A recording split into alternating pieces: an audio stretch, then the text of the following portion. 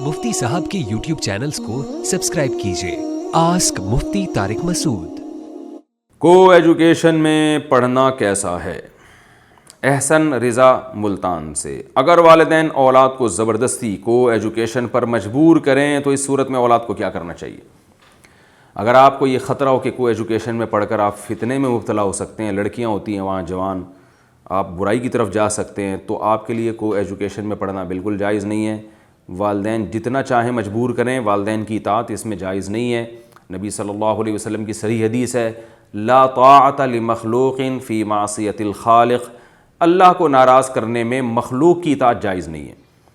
और अगर आपको ये ख़तरा नहीं है, आप समझते हैं कि आप सर्वाइव कर लेंगे, बुराई में नहीं पड़ेंगे, और को एजुकेशन के अलावा कोई और तालीमी सिस्टम भी नहीं है, या तो होना कि कहीं और कोई ऐसा स्कूल हो या ट्यूशन सेंटर हो जहाँ को एजुकेशन नहीं है, अलग अलग तालीमी निज़ाम है, तो वहाँ पढ़ें आप।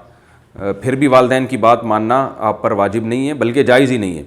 लेकिन अगर कोई करीब में ऐसा स्कूल भी नहीं है जो को एजुकेशन ना हो, सेपरेट इंतज़ाम हो लड़के लड़कियों का, ऐसा तालीमी निज़ाम भी नहीं है कोई करीब में, और आपको अल्लाह की रहमत से उम्मीद है कि इंशाअल्लाह आप किसी फितने में नहीं पड़ेंगे, फिर ऐसी सूरत में आपको एजुकेशन में मजबूरी में पढ़ सकते हैं। आस्क मुफ्ती तारिक मसूद।